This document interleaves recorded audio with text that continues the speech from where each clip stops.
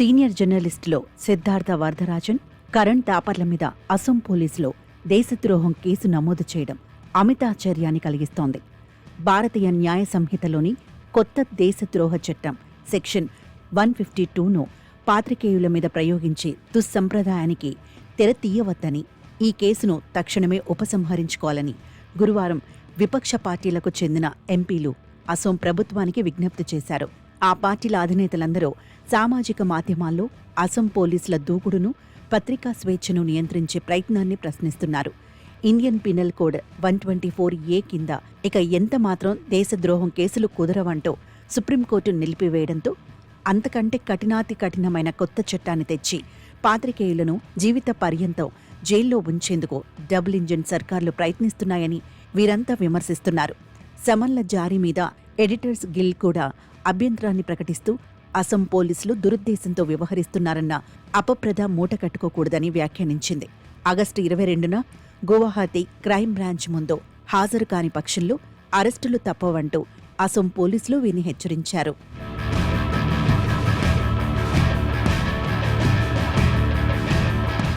Operation Sindoor మీద the wire వెబ్సైట్లో ప్రచురితమైన కథనాలు, విశ్లేషణలు, ఇంటర్వ్యూలు పాలకుల ఆగ్రహాన్ని చవిచూశాయి.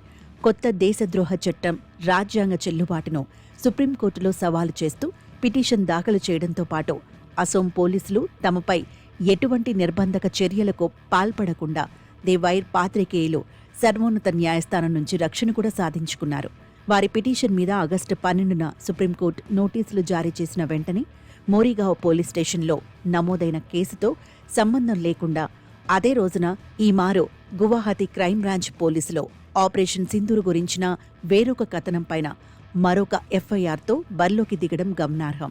ఈ పరిణామాలు గమనించినప్పుడు సుప్రీంకోర్టు నోటీసులు, ఆదేశాలు అసోం పాలకులను, వారి పోలీసులను ఏమాత్రం అడ్డుకోలేకపోగా నిర్దిష్టమైన లక్ష్యంతో, కక్షపూరిత వైఖరితో ఇదంతా చేస్తున్నారని కూడా అనుకోవాలి.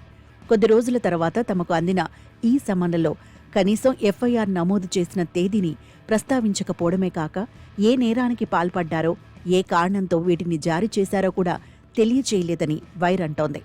ఎన్నో ప్రయత్నాల తర్వాత మొన్న బుధవారం నాటికి కాని తమ మీద ఉన్న ఆరోపణలేమిటో తెలియలేదని సెక్షన్ 152ను ప్రయోగించారు. కాని అందులో భాగంగా విధిగా పాటించాల్సిన నిబంధనలను మాత్రం పోలీసులు ఉద్దేశపూర్వకంగా ఉల్లంఘించారని ఆ సంస్థ ఆరోపిస్తోంది. పహల్గాం దాడి, ఆపరేషన్ సింధూర్ ముందు వెనుక పరిణామాల మీద వెబ్సైట్లో సుప్రసిద్ధ పాత్రికేయులు రాసిన 12 కథనాల శీర్షికలు, దౌత్య, రక్షణ రంగ నిపుణులతో పాటు పొరుగుదేశం నాయకులతో సైతం కరణ్ థాపర్ నిర్వహించిన ఇంటర్వ్యూల ప్రస్తావనలు ఎఫ్ఐఆర్లో ఉన్నట్టు సమాచారం. అసోం పోలీసులు వీరందరి జోలికి పోకపోవచ్చును కానీ ది వైర్ సంస్థని, ఆ ఇద్దరు పాత్రికేయులను సులభంగా వదలకపోవచ్చు.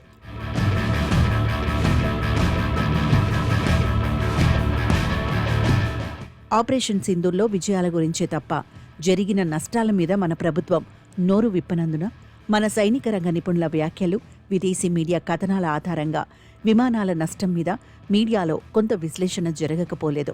ఈ విషయంలో వైర్ మరింత దూకుడుగా ఉండటం మన పాలకులకు నచ్చకపోవడం సహజం. సదరు కథనాలు, ఇంటర్వ్యూలను శుద్ధ అబద్ధాలంటూ ఖండించవచ్చు. సవరణలు, వివరణలు ప్రచురించని పక్షంలో చట్ట ప్రకారం దండించవచ్చు. కానీ పాలకుల అభిప్రాయానికి భిన్నంగా ఒక మీడియా సంస్థ వ్యాఖ్యలు, విశ్లేషణలు చేసినంత మాత్రాన, ఒక జర్నలిస్ట్ ఏలికలకు నచ్చని రీతిలో తన వృత్తిని నిర్వహించినంత మాత్రాన అది దేశద్రోహమైపోదు. దేశంలో కొన్ని ప్రధాన మీడియా సంస్థలను పాలకులు పలు మార్గాల్లో తమ దారికి తెచ్చుకున్న నేపథ్యంలో గత 10 ఏళ్ల కాలంలో వైర్ స్వతంత్రంగా వ్యవహరిస్తూ అనేక కథనాలు ప్రచురించిన విషయం తెలిసిందే. 3 ఏళ్ల క్రితం ఆ సంస్థ ఢిల్లీ కార్యాలయంలో సోదాలు కూడా జరిగాయి.